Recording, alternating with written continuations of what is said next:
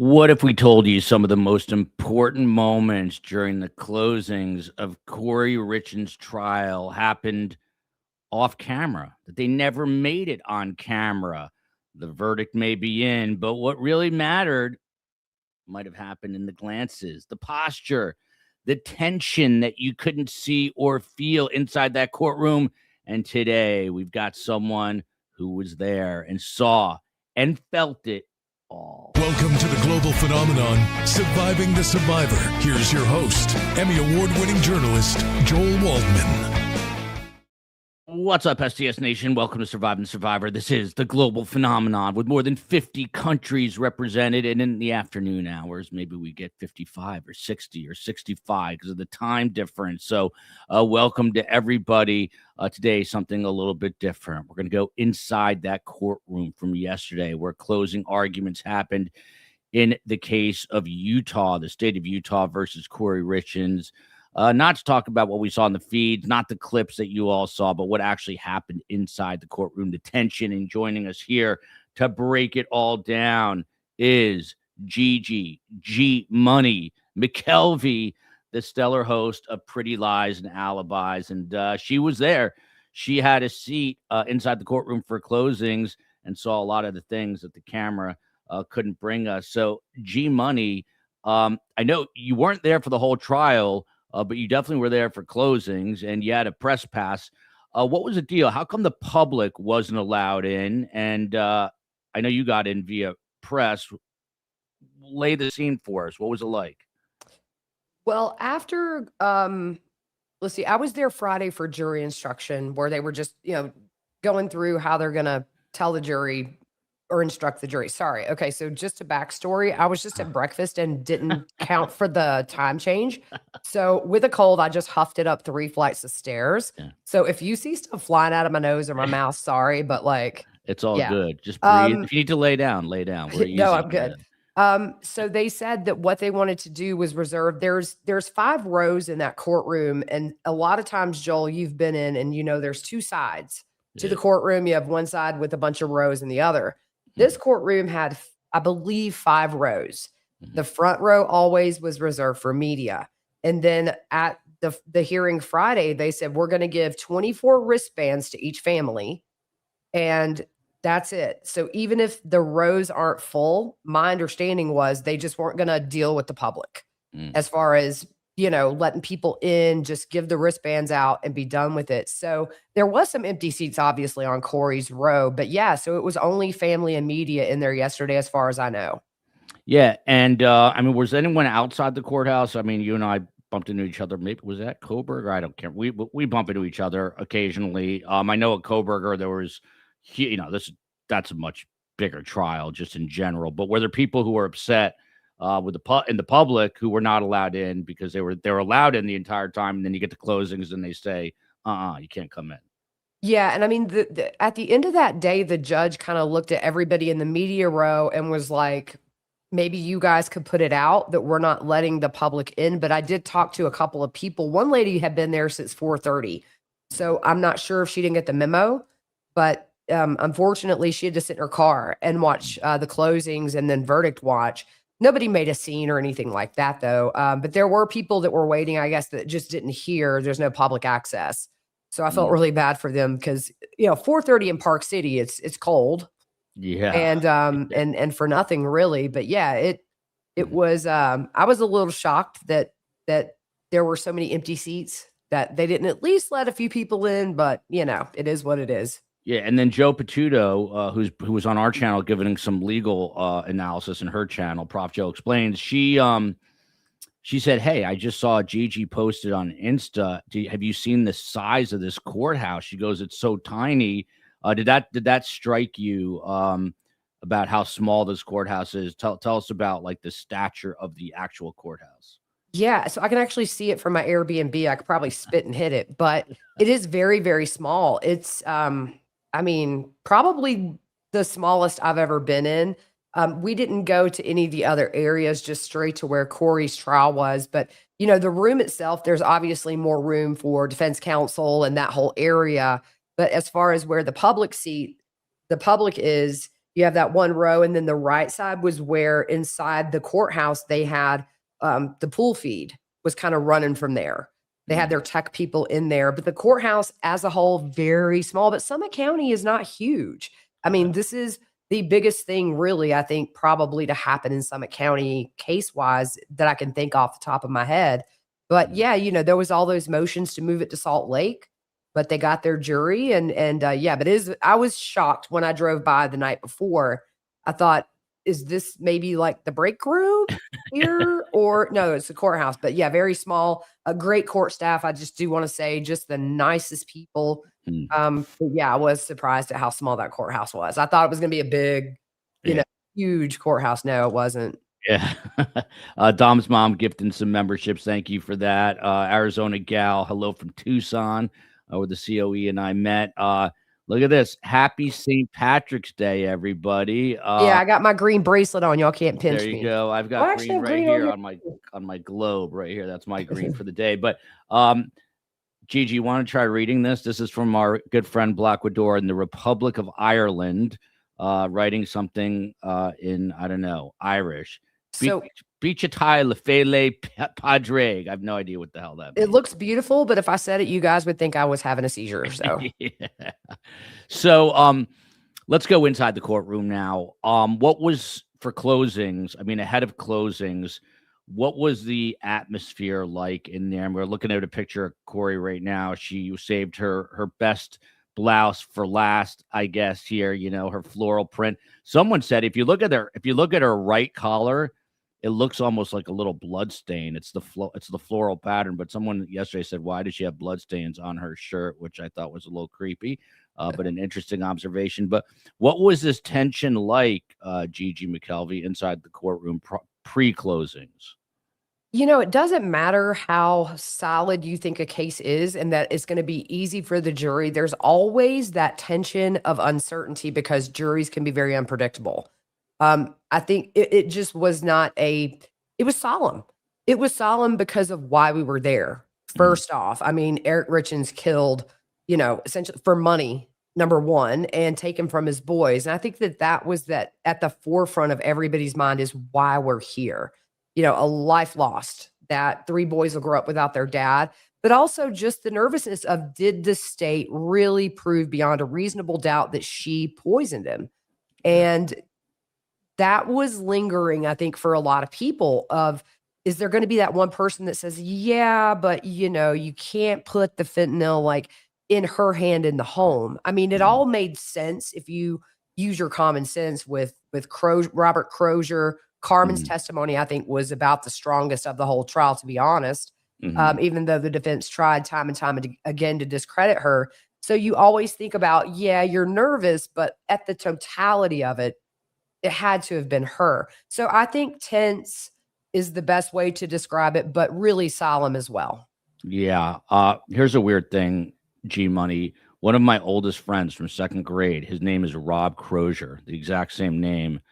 And it's not a common name, so we've been kind of making fun of him at this expense, but a weird coincidence. But Mari here, I heard she was physically shaking. Why would someone doing bad things and truly think they're innocent and think lying works? Those are all great questions. But what was your first impression of Corey when you saw her in the courtroom? I mean, she looks tiny. She always looks, quote unquote, like, not innocent is not the right word, like doe-eyed is, she just has that expression. I've said this on the show. She's not like the first person I'm picking out of a Home Depot to say she's a killer, but now she is a convicted killer. But what was your first impression of her? So the first time I saw her was Friday when they were doing the jury stuff and the jury wasn't there. She was very active with her attorneys, talking, sometimes laughing. But yesterday, when we went in for closing, she was shaking a little bit, but I think for her, there was still some hope of like, all right, somebody's going to be on my side back there in that room. But when we got verdict, Joel, I was one of the first in the media row. So I'm sitting, if you're looking at this picture, I am to her right. I'm in the last seat by the wall, but I could see her shirt. And it was, it started off, kind of like barely trembling. By the time they brought the jury in, even her little leg chains were jiggling. She was Really? shaking so hard. I could see her feet. She had heels on, Oh, and you could see that her leg shackles were shaking. I mean, it was very obvious that she was super, super nervous. And then the other thing I noticed is Nestor was talking to her before the jury was brought in, and she was just staring straight ahead, kind of down. Normally, she would turn and talk to Nestor and engage her in conversation, but she mhm. was stone faced and just nodding. She Mm. wasn't engaged. You could tell it was the final countdown. This is it. This jury has a verdict. Under 3 hours, it's not going to be the verdict you want. I Yeah. don't think Corey's dumb enough to think that everybody would come back with a not guilty in 3 hours or less. So Yeah. the reality had hit her before that verdict was read, and you could tell physically with the shaking. And then just she was stiff as a board and just Mm. staring straight ahead and just appeasing Nestor and not engaging even when she was being talked to.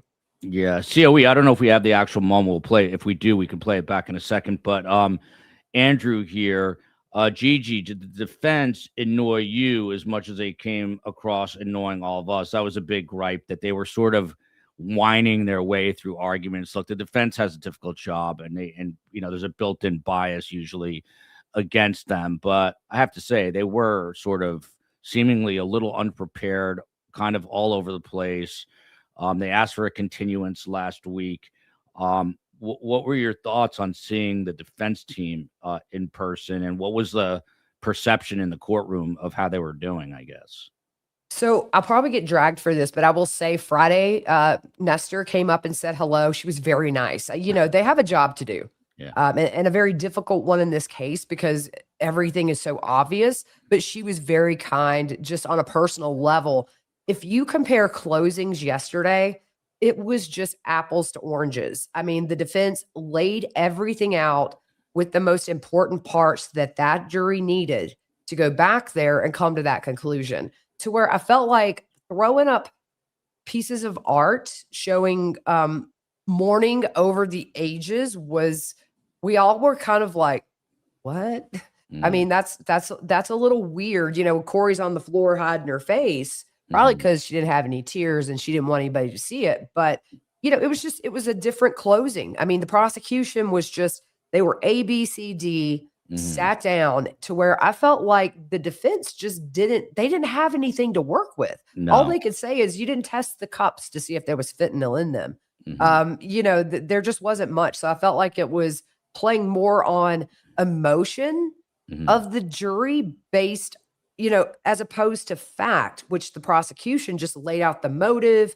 how things went down in a really precise way. And then a rebuttal got up there and just put the bow very neatly on top of the box. So if you compare, I think that the defense just, it was not the closing that they needed to do, in my opinion, for Corey to have a chance to convince one juror that Eric did this to himself. But I also think the evidence that came in over the past few weeks did that for the prosecution too.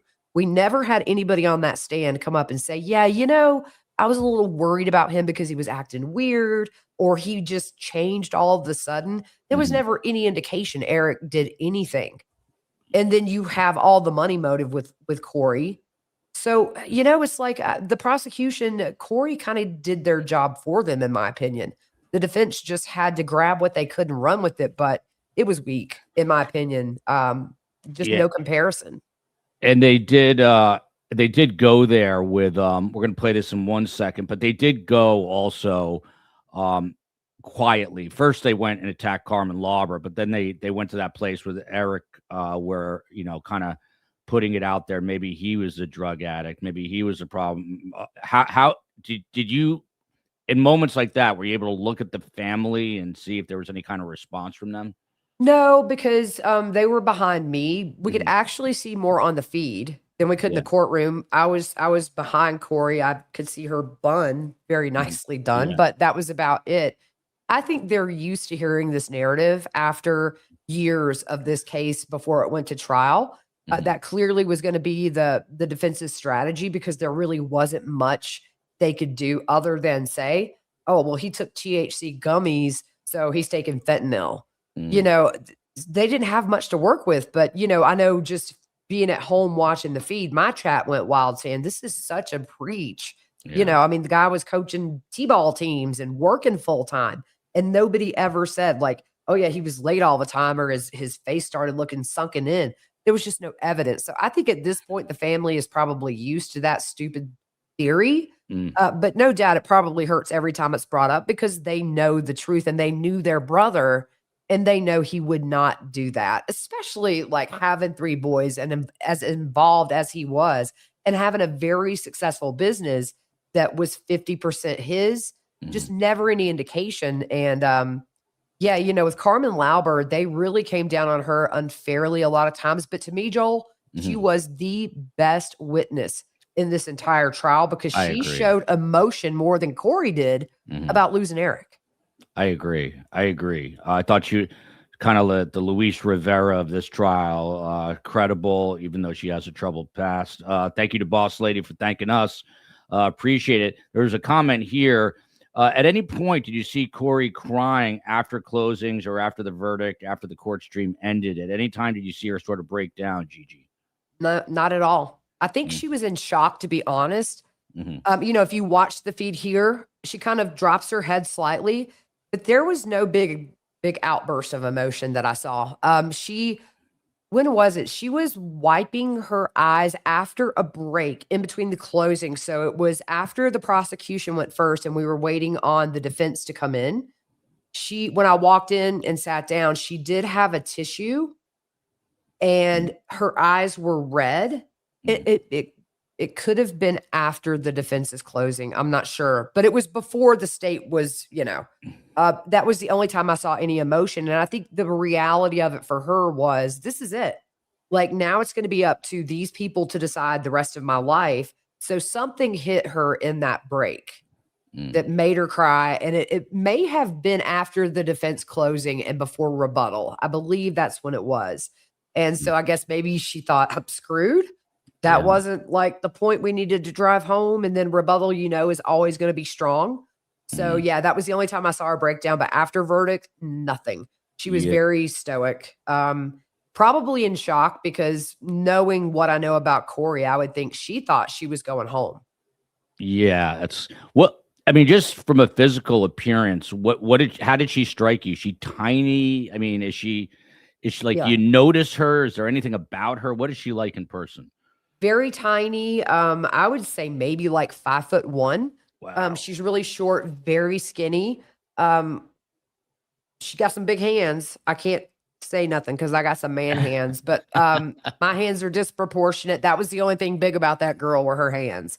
But you know, very, very tiny. You know, you could see even in this picture, her clavicles like sticking out. I'm sure that's probably just look, gel food is not good.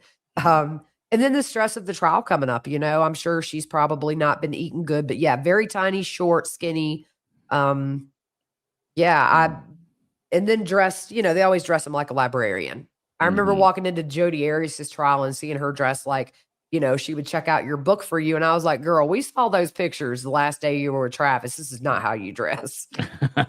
So they always make them look more, less threatening, lower their seat down just a hair to make them look a little smaller. But the evidence in this case, you're not going to have any foolery that would play on the jury that way based on what we knew about what happened. And then just all the evidence that, you know, what blows my mind is even though we didn't get all these text messages that were deleted, we didn't have to because the way they presented the two people like Crozier and Carmen coming down the mountain and meeting, and they never did that again after all this. You know, it was just so fine-tuned that you didn't need the text messages. You knew what was up.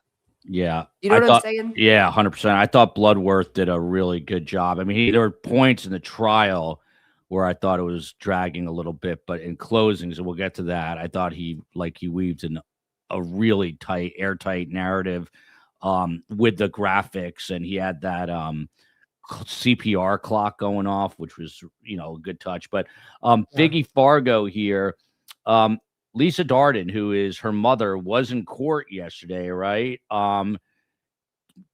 Did you get a look at her? Gigi. Did she have other family there? What was that like? How was she responding?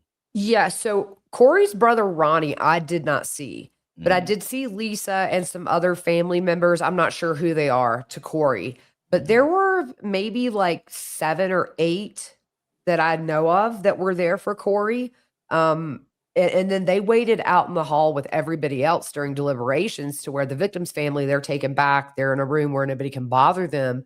But they were mhm, outside with us and they were pacing and talking on the phone and that kind of thing. And in fact, I wasn't going to tell the story, but I'll tell it. yeah, I was sitting by myself, kind of just talking in my chat and hanging mhm, out with the alibiers. And there was somebody that came and sat sort of near me and they were on the phone. And this is during deliberations. And the person was like, yeah, if she's found innocent, we're just going to put her in the car and rush her out of here past the media. It's a circus. And I'm sitting mm, here going, like, ooh, please don't laugh out loud. right. Oh my gosh, I'm gonna laugh out loud because this guy thinks she's going home and we're gonna go get her some good food or whatever. And I was like, oh my gosh.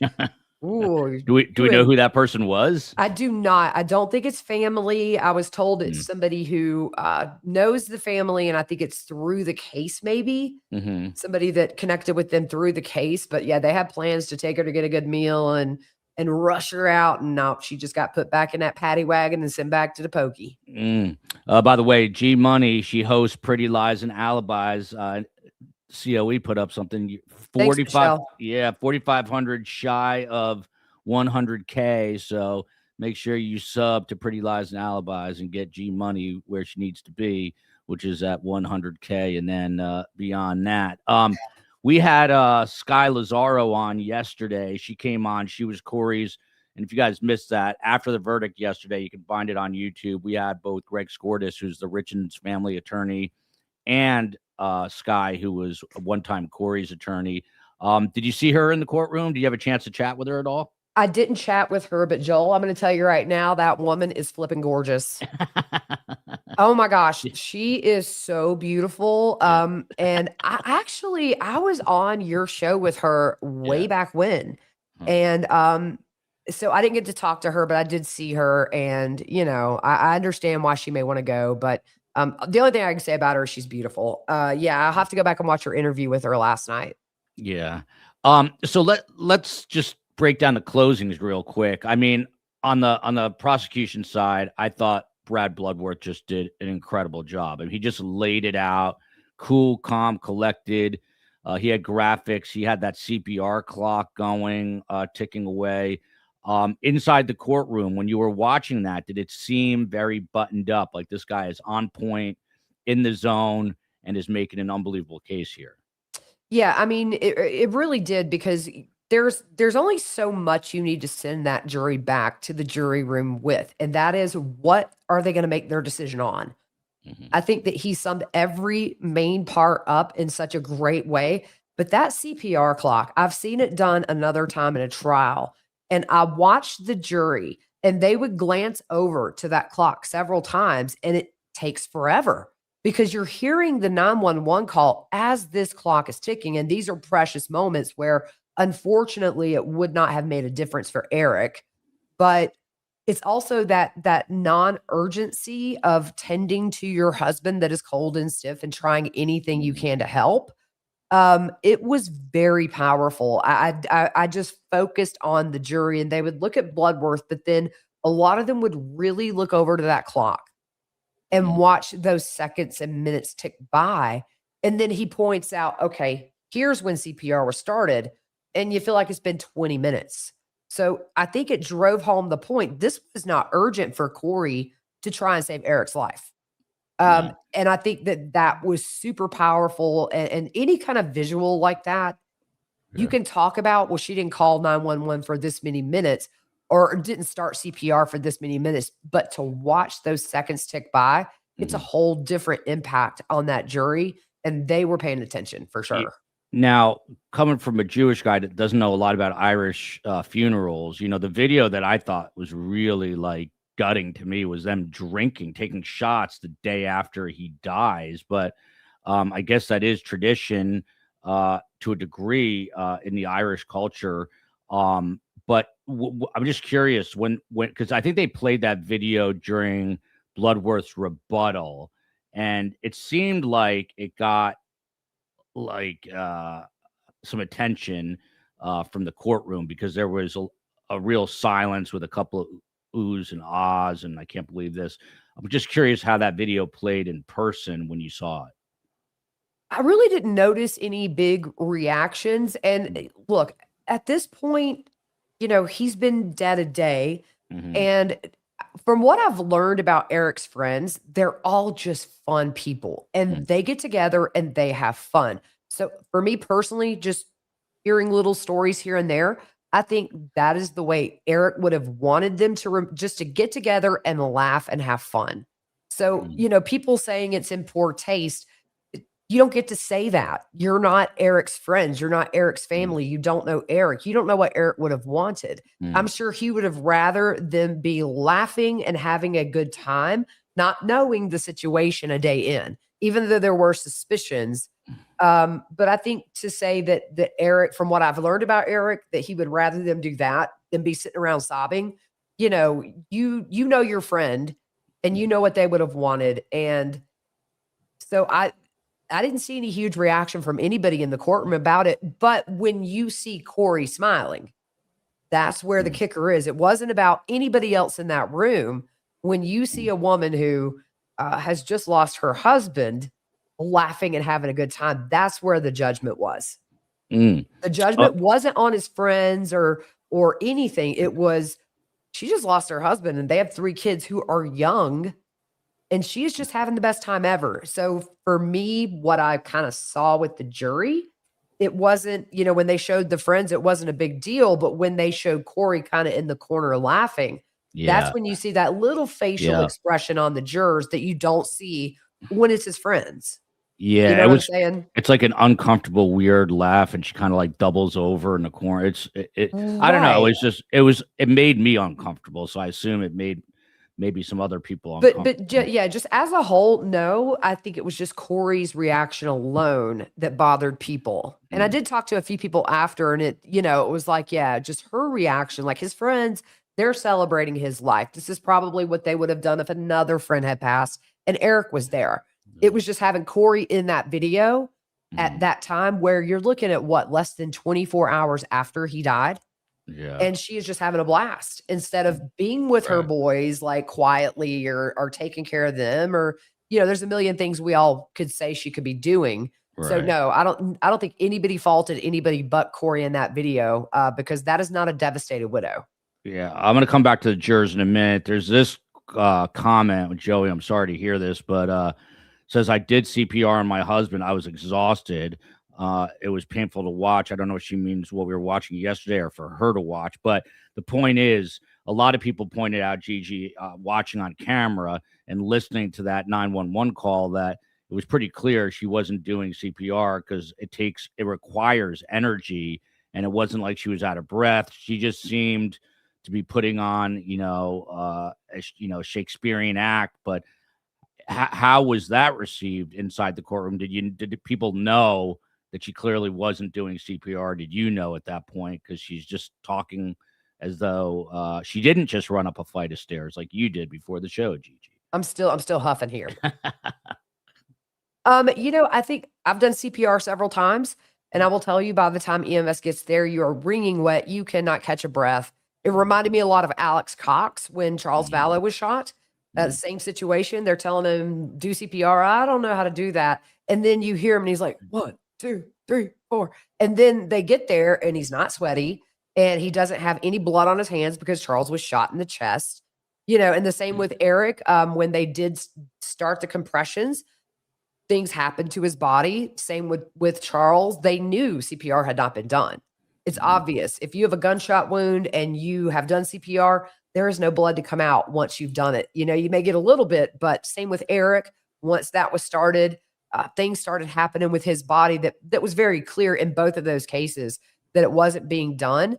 And I think that, the jury would look at Corey at very key times in the closings. And this was one, to see her reaction of that 911 call, because to anybody who's innocent, to rehear that is going to bring back some really traumatic memories for you. And you're going to get visually upset, or you're maybe going to wipe your eye in a genuine way. But there was nothing.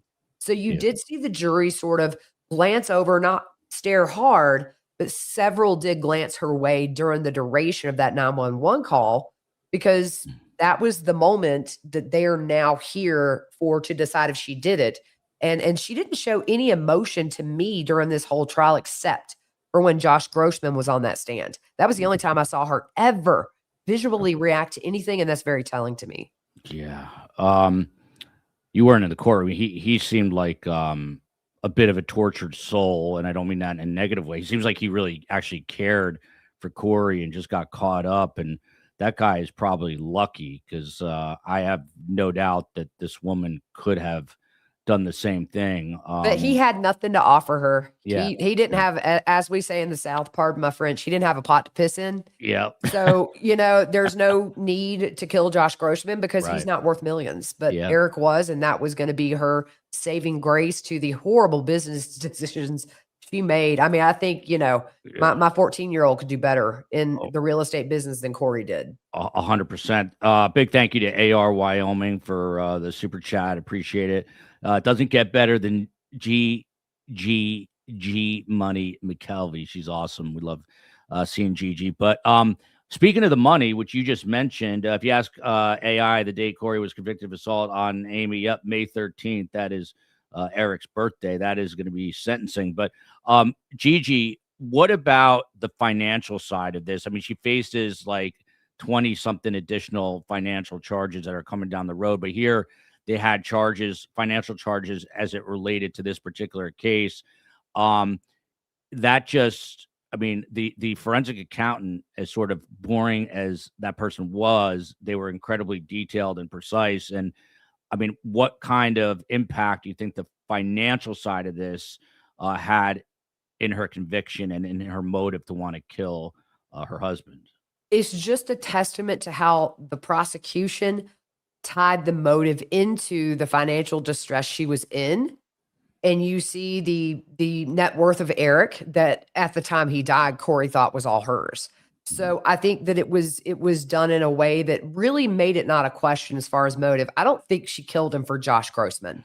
I think she was servicing debts, sometimes $5,000-$6,000 a day with these hard money lenders. You are robbing Peter to pay Paul nonstop, and it's exhausting. So I think that the way they tied in that motive to Eric's net worth and what she would have gotten if he had not been super smart and realized she's 50 Shades of Grey, I need to protect my boys. Yeah, I mean, I just think that the financial motive really was what drove home why she killed him. And so it left very little doubt in a lot of people's minds, and especially the jury. Well, this is exactly why and that's why a lot of people are killed, Joel. We know this. Either affairs or they want the life insurance money. We had a little bit of both here, but I think this was definitely heavily on the financial aspect of it, because a lot of her financial problems would have gone away very quickly had Eric not had the good sense to give that over to family.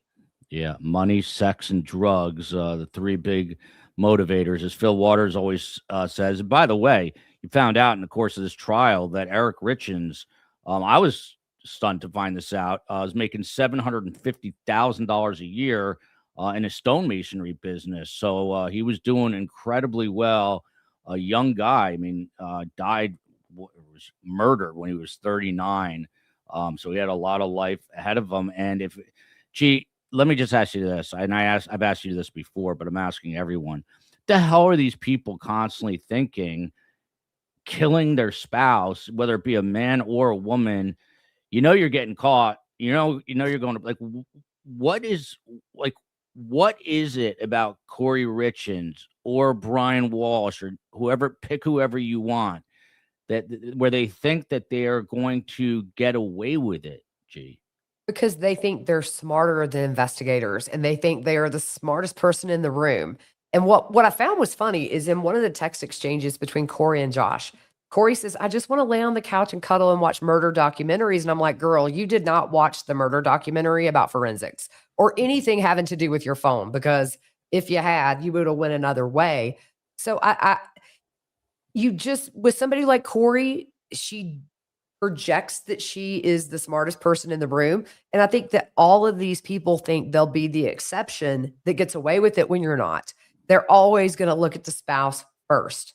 And, it took a little while to get Corey in custody and get her charged, but it came and it happened. And now she's a convicted murderer. So I just think that people like Brian Walsh or Corey think, I'm going to be that exception. You're never the exception. You're going to live the rest of your life in prison, get divorced, do what's best for your kids. If you got to give away some money to make everybody happy, do it. But I will never understand why people choose murder over divorce. But I think in Corey's case, the money would have been way less for any alimony or child support than just outright killing him. And in her mind, having access to all of his money, which we know was like over 4 million, maybe even 6. I can't remember the net worth when he died, but it was a lot. It would have really put her in a better spot financially to where maybe in her mind, hey, I can start over and do this right and not get in this situation.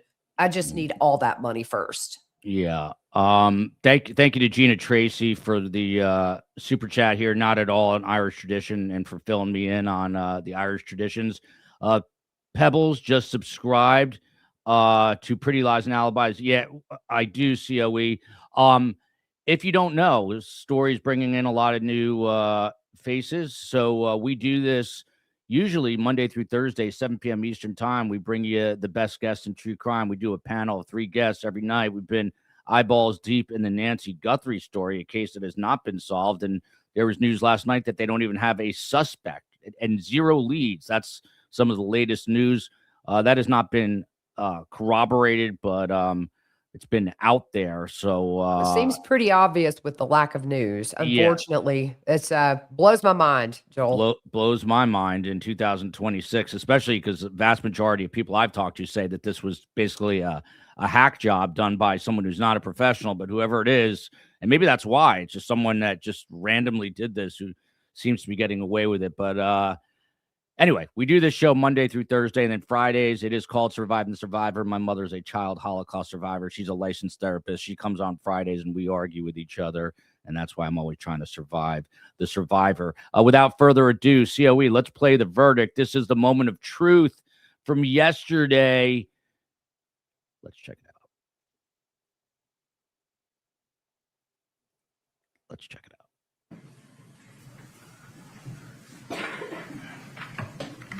Ladies and gentlemen, would the foreperson you've selected please stand? May I ask you a yes or no question? Has the jury reached a unanimous verdict? Yes, we have. Would you please hand the verdict form to the deputy, and you can have a seat. Thank you.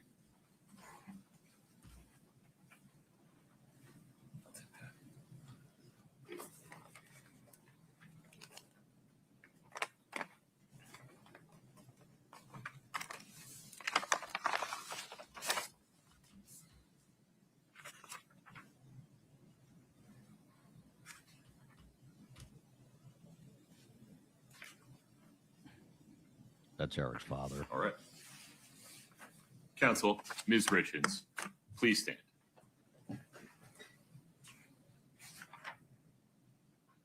Count 1, aggravated murder.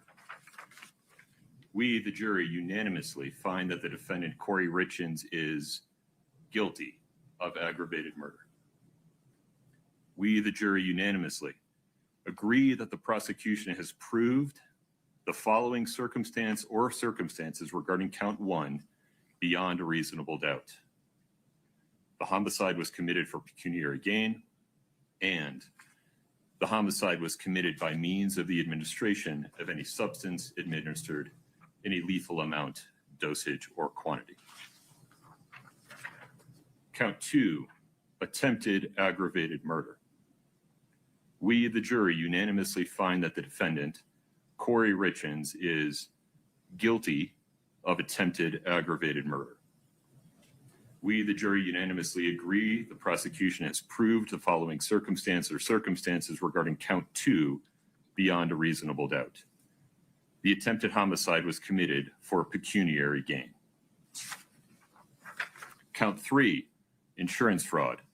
We, the jury, unanimously find that the defendant, Corey Richins, is guilty of insurance fraud. Count 4, insurance fraud.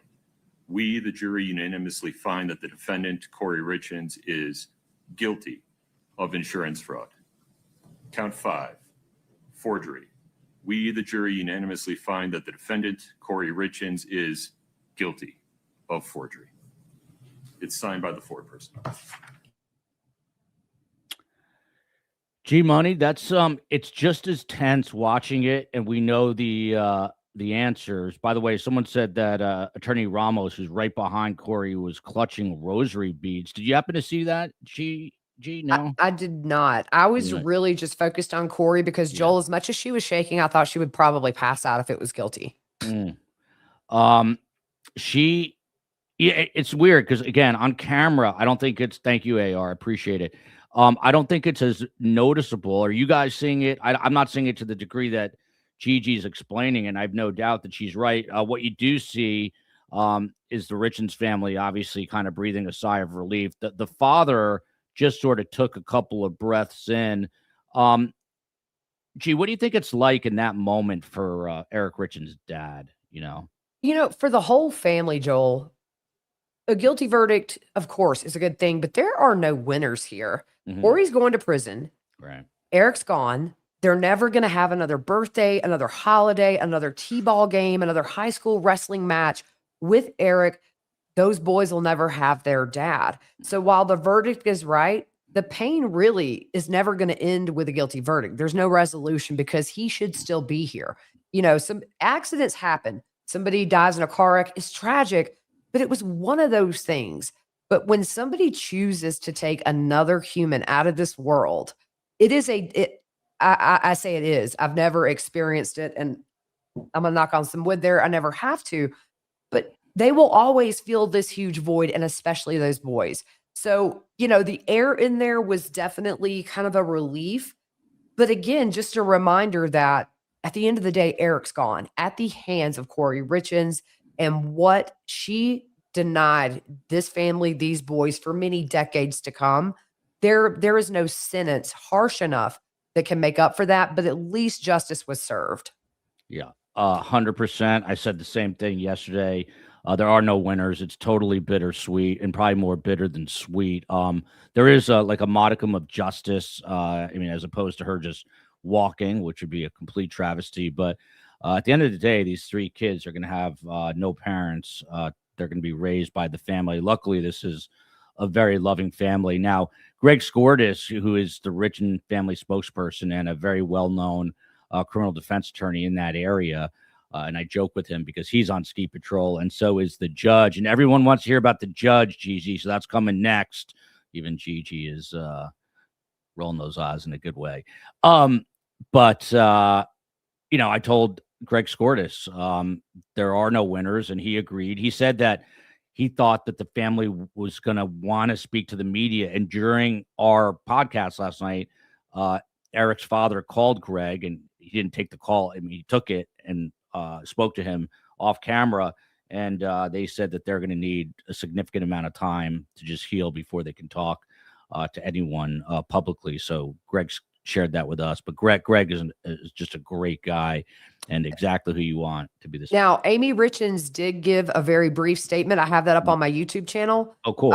That it was very brief, but yeah, you have to think, even though it was a guilty verdict and you think, all right, the weight's off our shoulders, again, it's still that reminder of why they're there and why that guilty verdict came down, which is their loved one is gone. And was that a written statement? I believe she kind of read a paper, but okay. But she it's on did camera. come and talk to the media. It was less than a minute, but she did want to acknowledge, the justice that was served for her brother. And so maybe one day they'll speak out, but this is a whole new reality. So for years they've had the trial looming or these hearings, and is this going to come in? Is that going to come in? Is this going to benefit Corey? And so after that guilty verdict is rendered, there is a whole new reality that waits them without these court cases. And that is just the loss of Eric. And so I think that a lot of times for me, I'm not one that I don't chase down people after trials to get them to talk, because you know, they've got a process. They've got a process. You know, what happened yesterday, today, a very different day in general for this family with that guilty verdict.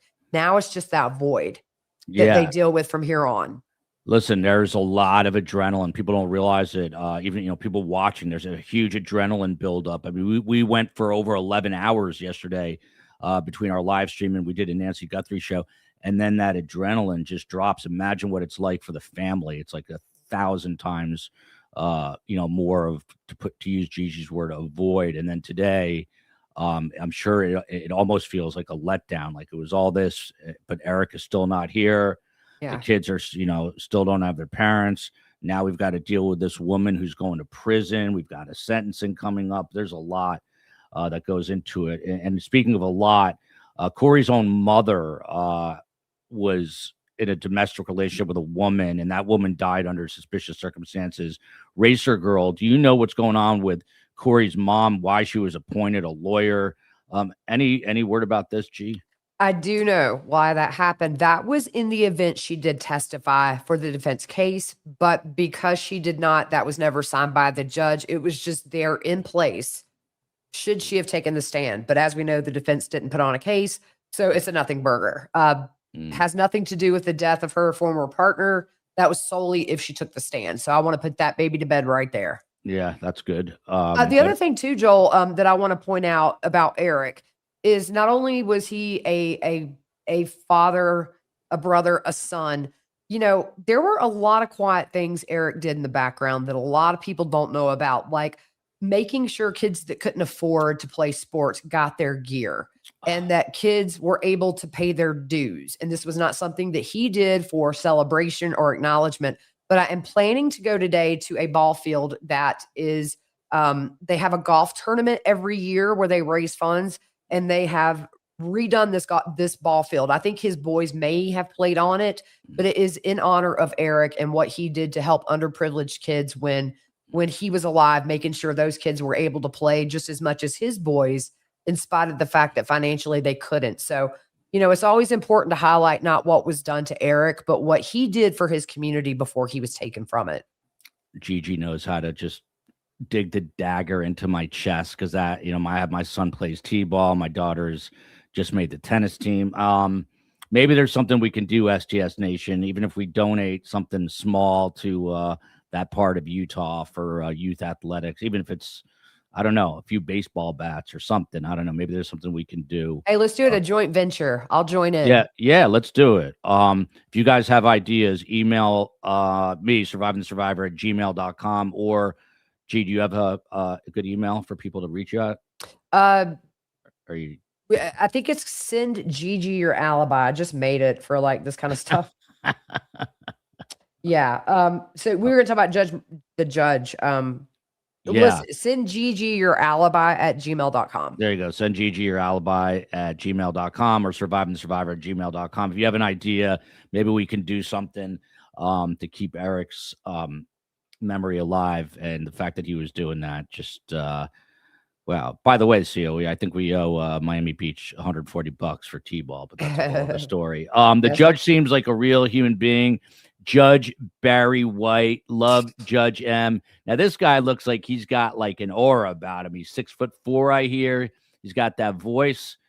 Don't drool too much, G Money. But what was he like? If that drool is coming out my nose because it's cold, but I'm just gonna tell you, as awesome as his voice is on the feed, to sit in that courtroom and have it bounce off the walls, I was like, I'm gonna fall asleep right here on the front row in the line of the camera because it is so soothing and just deep. Oh my gosh! But yeah, I was so impressed with this judge. A lot like Judge Boreski in Lori Vallow's trial in Arizona, just ran a tight ship.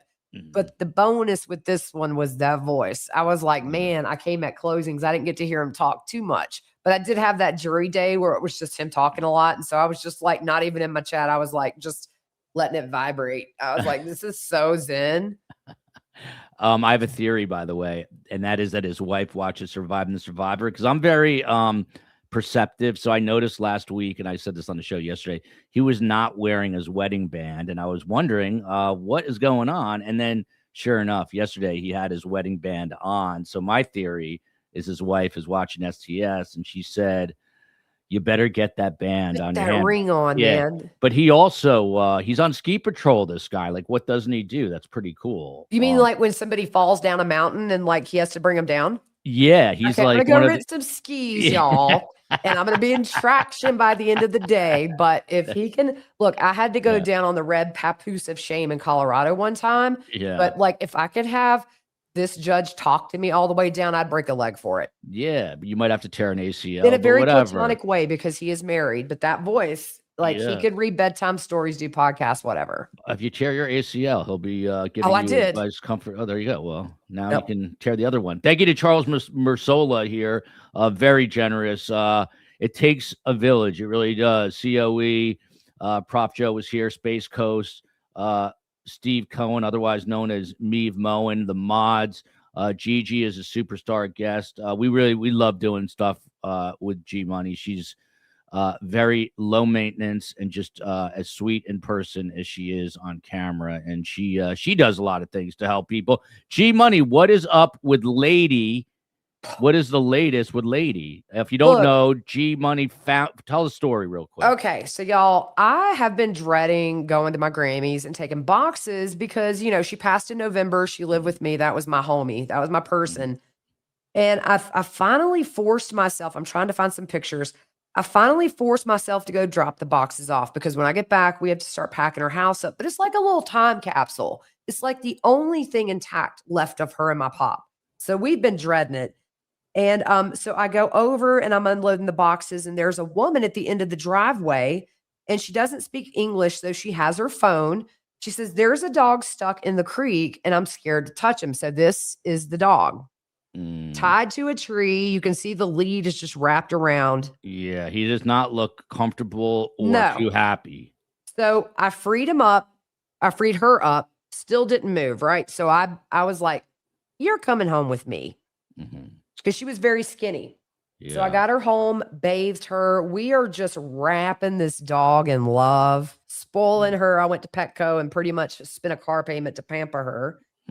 And I had to take her to the vet. You can see how skinny she is there. Yeah. So I had to take her to the vet. But the problem is they have to post her for 5 days. And if an owner comes forward, I have to bring her back in. That's what happened. So I went there. My daughter took Lady because I was at a doctor's appointment, and Lady has bad heartworms, never been treated. Like, it's going to be very expensive every month to keep them up. So I said, I'm going to go approach the owner and offer to pay her a lot of money that I really don't have for this dog. And she wasn't having it. And I said, "Ma'am, look at the condition of your dog, and shame on Animal Care for giving this abused dog back to her." Because when they texted me that she had come forward, it was, "Hey, she has an owner. They've been looking for her," but it was nobody that had dealt with us. The front desk girls, when Taylor brought Lady in, they said, "We wished you hadn't," because the proof of ownership photos were heartbreaking, but we had to give her back. So we contacted the sheriff's office. They did one ride by, and she was outside, but not tethered, but that was the next day. So they hadn't had time to get a tether. I've heard nothing, Joel. I know she lives near my grandmother. I may just tie like a bungee cord to me and put on some Mission Impossible music and like come down from a tree and scoop her up. But we're trying our hardest to get her back because she's not going to be taken care of. She's an outside dog 24/7. Yeah. She was laying in the bed with us once we got her bathed. And can't we how just can go you and send the dog that skinny back to the owner? Can't we just dog nap Lady? I'm telling you, I'm going Mission Impossible. Yeah. I'm going to come down 3 a.m., like have my kids reeling me back up, and I'm going to grab her. So where does it stand now? Is there anything like, I've heard nothing. So the day after we returned her, because otherwise they would have sent a deputy to my house to get her. I could have said she ran away, and if had I known, I probably would have told a little liability right there just to keep her. Yeah. But they rode by the next day, but that's all I've heard. I mean, like they have not kept in contact. I haven't had any calls or emails returned. So it's the Humane Society of Greenville. And then there's the Greenville County Sheriff's Office has one deputy.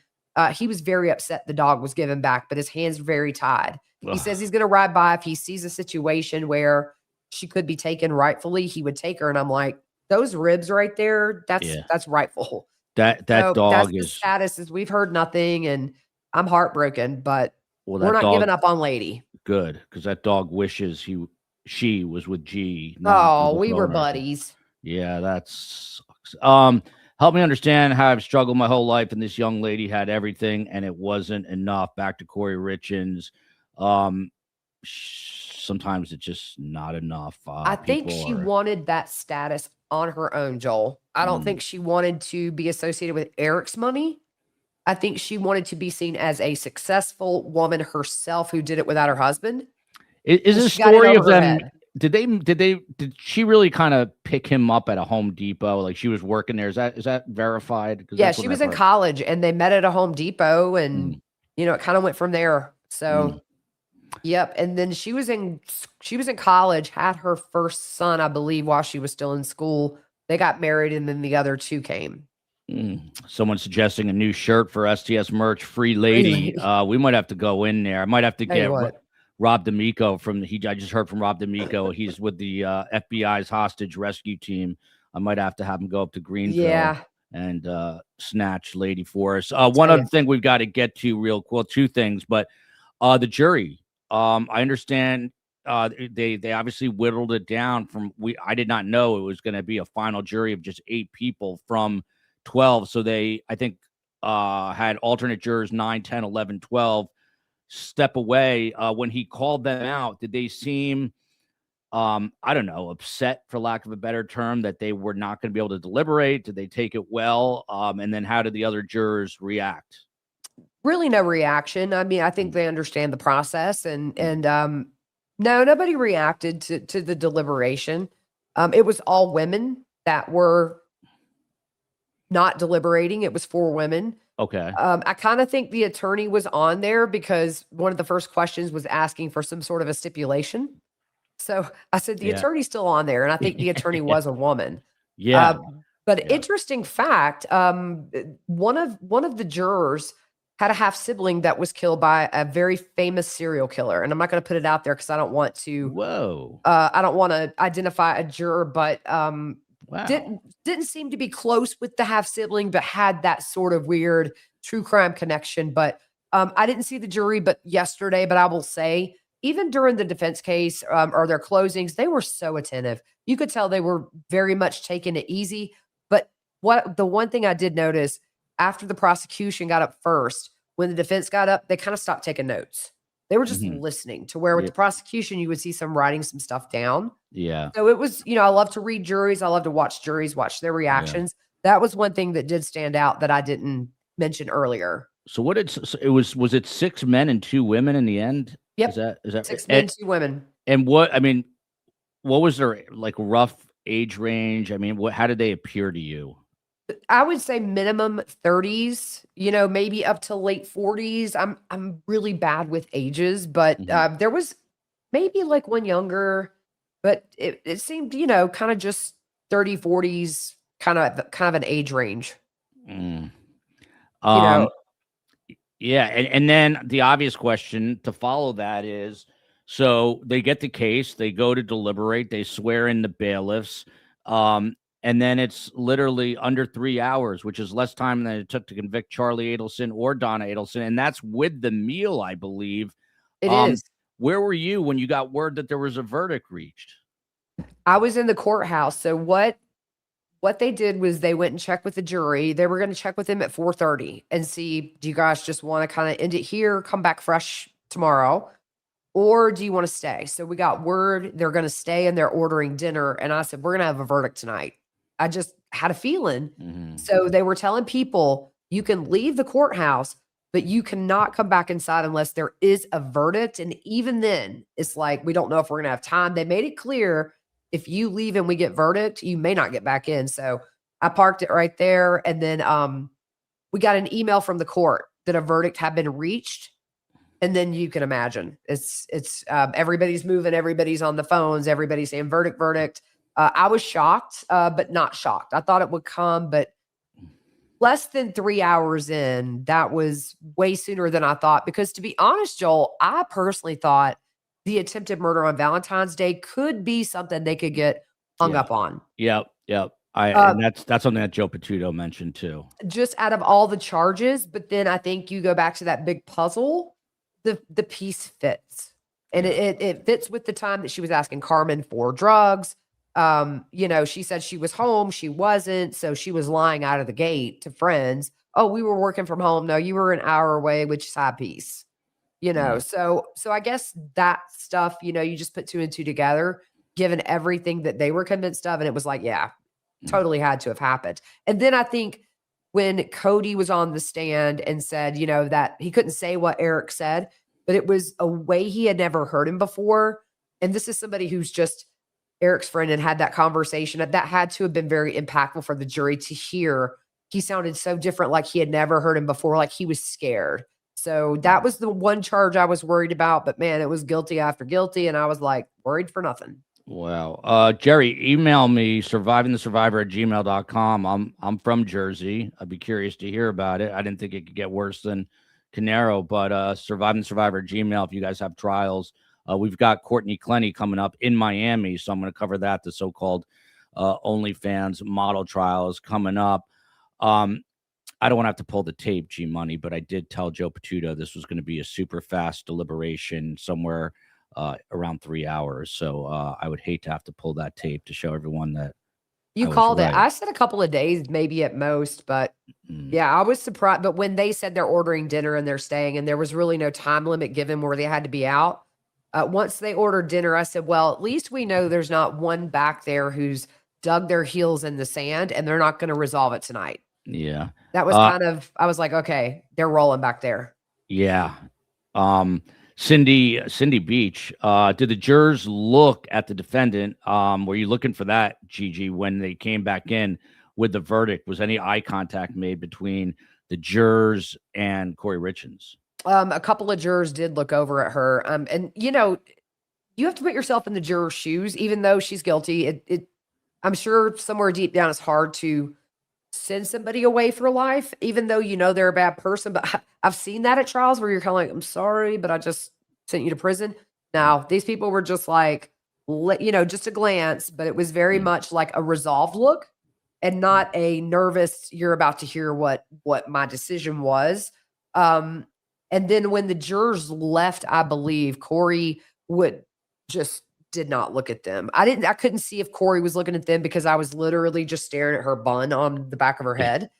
But so I haven't went back and watched any of the footage, but yeah, a few jurors did glance over at her, with a very reassured look, not I'm sorry, or, an awkward look. It was kind of, all right, we did our business. And yeah. So, and when they said yes, they were very much yes.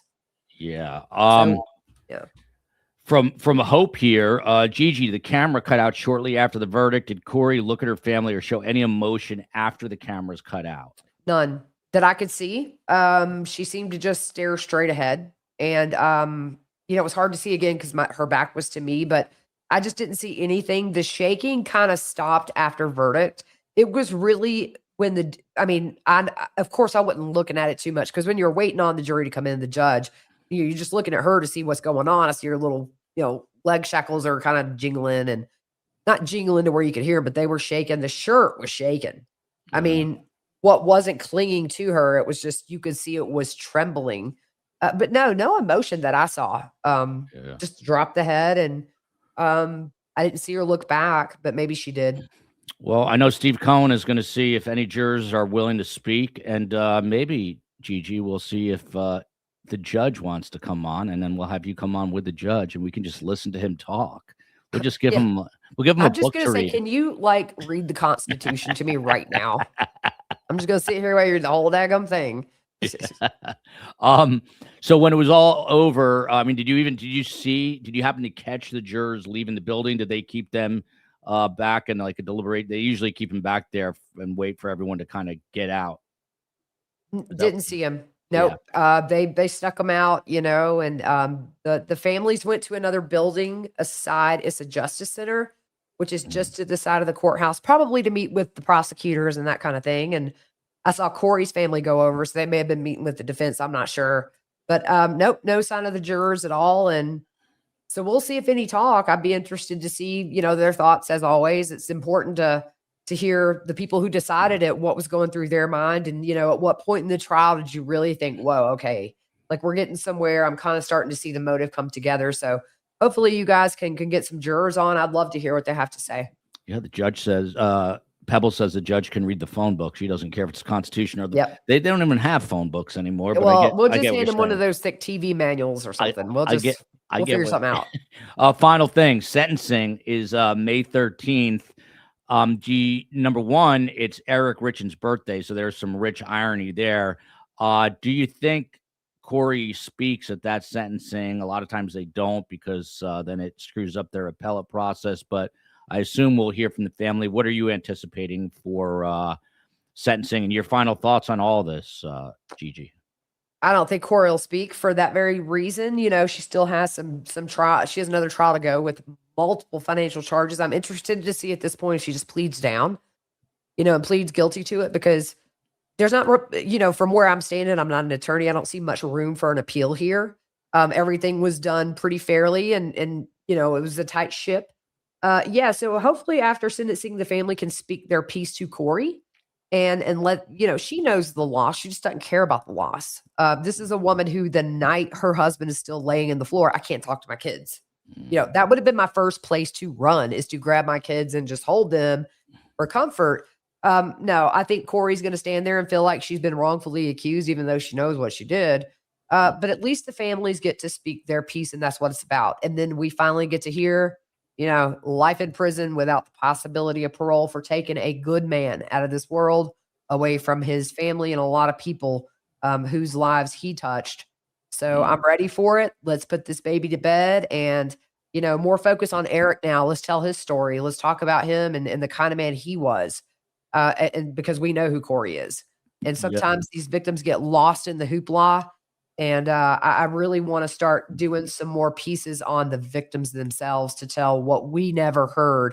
And, a lot of times it makes that loss more profound, because you learn they really were good people, aside from just being a father and, the defining roles that are the most important to us. But it's also these things like making sure kids could play. Yeah. I think that people need to know about Eric. And so I'm really looking forward to hopefully being able to tell that in the future. To bring light to him and any other victim, that I cover. Yeah, no, that's important and necessary. And I don't think none of us do enough of that. There's a final question here from Sarah. Gigi, what is the dynamic between the sisters? Talking about the Richen sisters. I didn't see them interacting. Love your channel. Any take on that? I'm clueless. Okay. I think the memes. I keep my nose in my lane, but I really don't know. Yeah. Not sure. Family dynamics can get interesting. I didn't notice that. I had no idea. Everything else was just icing on the cake. Bloodworth is a boss, and I'm sure he's breathing a sigh of relief today. Jeremy from Minnesota, have a wonderful day. Look forward to your show.